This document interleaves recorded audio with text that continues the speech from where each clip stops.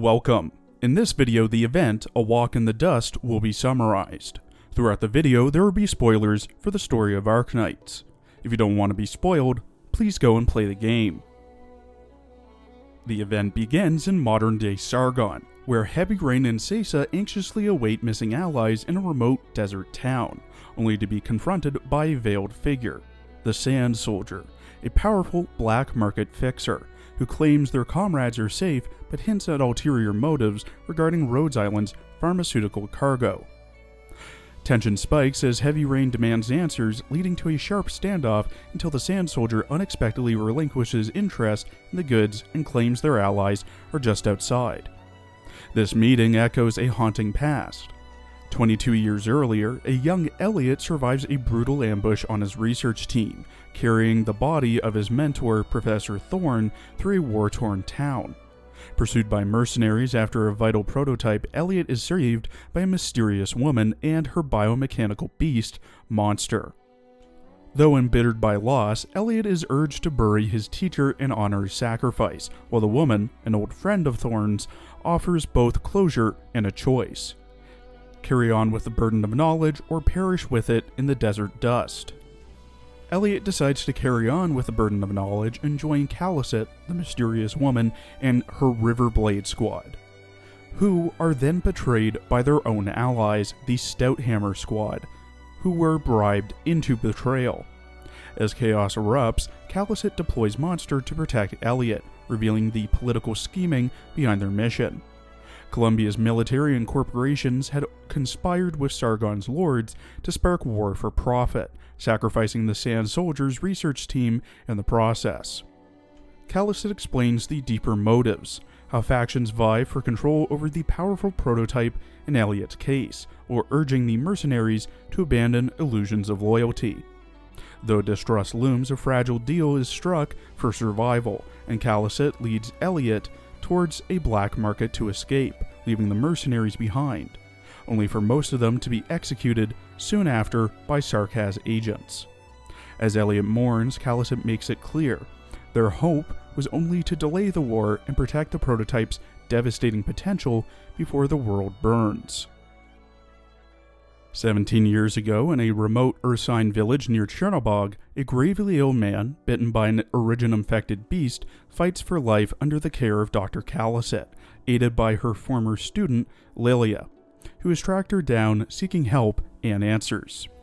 As the villagers scramble to save their beloved elder, Lilia confronts Caliset about the past: a massacre at a research institute, the hushed deaths, declared accidents, and the anonymous aid given to the survivors' families.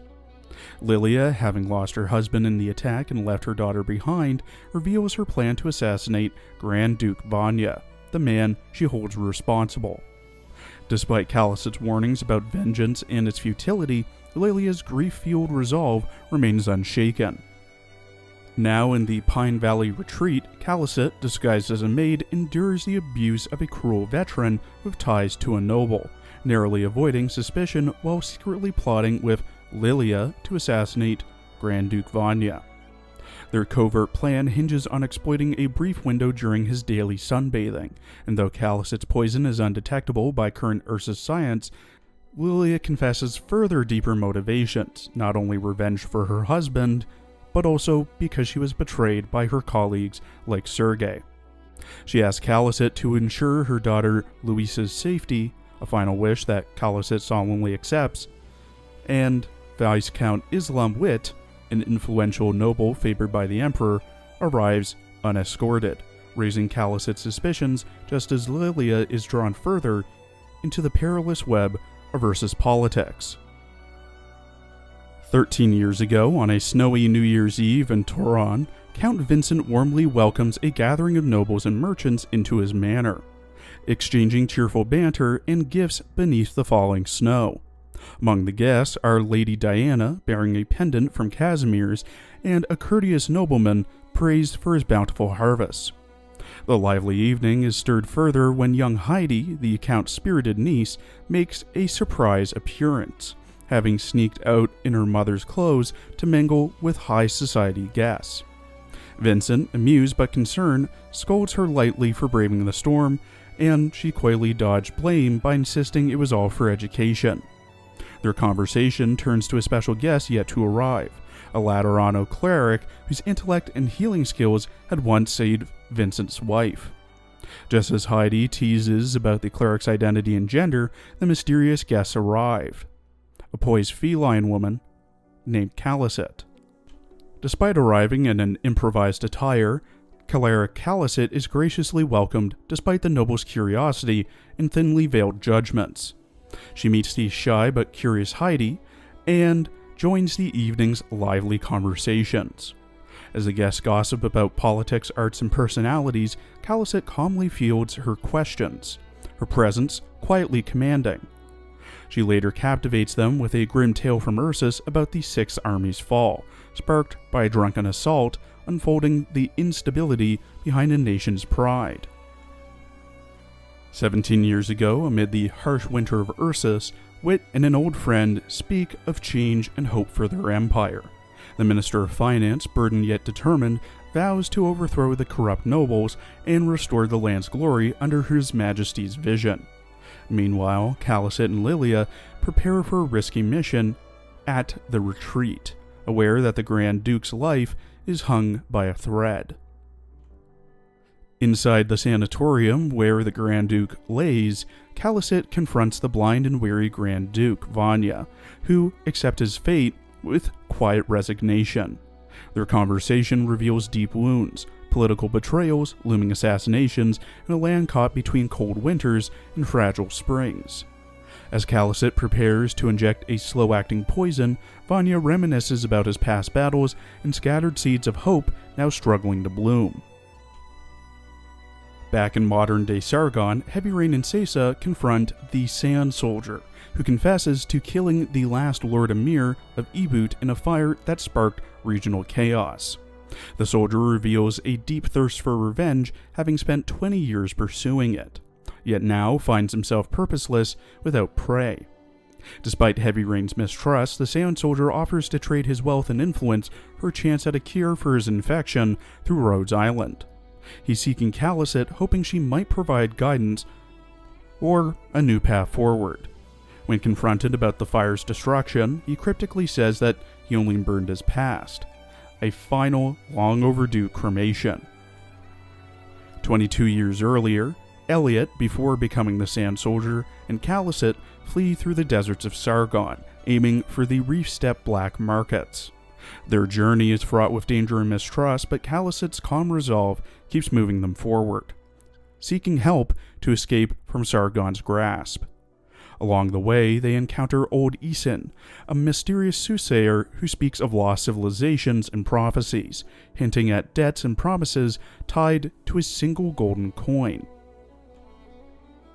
As Callicet and Old Isin talk in an abandoned courtyard called the Sleeping Sargon, Isin talks of the ruined land, once a rich city in reef steppe, now lawless and dangerous, with various factions vying for power.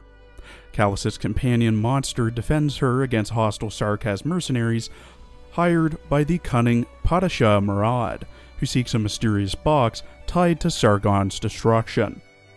The mercenaries live harsh lives caught between survival and servitude, while Callicet tries to navigate the deadly politics and ancient witchery influencing the land. Back in modern Sargon, the Sand Soldier reflects on the grim battles and cold pragmatism, where weapons self-destruct and mercy is scarce. Callicet, calm and resolute, commands fierce loyalty amid Old Isin prepares supplies in a stolen, heavily modified car to secretly aid Callicet as they prepare and plan for a dangerous journey north to Sargon's shifting sands. Haunted by fragmented memories of Knights Morzan Padishah and his lost golden city, Old Isin wrestles with his forgotten past and the heavy influence of Originum arts. Callicet, aware of the growing civil unrest and Originum affections spreading, urges caution, while Elliot struggles with his fate and anger. Despite wounds and betrayals, Elliot vows vengeance against corrupt lords from Sargon to Columbia. Old Isin offers his wisdom and help, while Callicet remains silent or resolute. 13 years ago, in a heavy snowstorm at Vincent Manor near Victoria's border, Count Vincent extols Londinium's grandeur despite the city lacking a true ruler, with dukes failing to reach consensus. The Duke of Normandy, though barred from Londinium, impresses Vincent with his intellect and artistry, symbolizing Victoria's fragile yet enduring prosperity amid noble rivalries and covert dangers, including poisonings and attacks. Callicet and Heidi discuss the tense political climate, hidden threats, and the fragile peace Vincent upholds despite appearances. Callicet confronts an Ursa's royal guard intruding with deadly intent, revealing deeper conspiracy tied to ancient powers and betrayals beyond Victoria's borders. The Emperor's Blade, which is the Ursa's royal guard, confronts Monster in a brutal clash, accusing Callicet of betrayal and wielding dark power fueled by a monster, while Callicet warns of the fractured mass and the deadly consequences for Ursus. They debate loyalty, duty, and the true cost of the Grand Duke's death, revealing hidden schemes and the shadow of past rebellions. Despite wounds and accusations, Callicet remains resolute, having orchestrated a quiet death to prevent further chaos. The battle ends with grudging respect and a tense truth, while Callicet prepares to cover their tracks and seek aid. Thank you for watching. Please follow my Twitter and Blue Sky for updates, and please check out my other Girls Frontline and Azure Lane videos as well. There will be a teaser out tomorrow for next week's character summaries.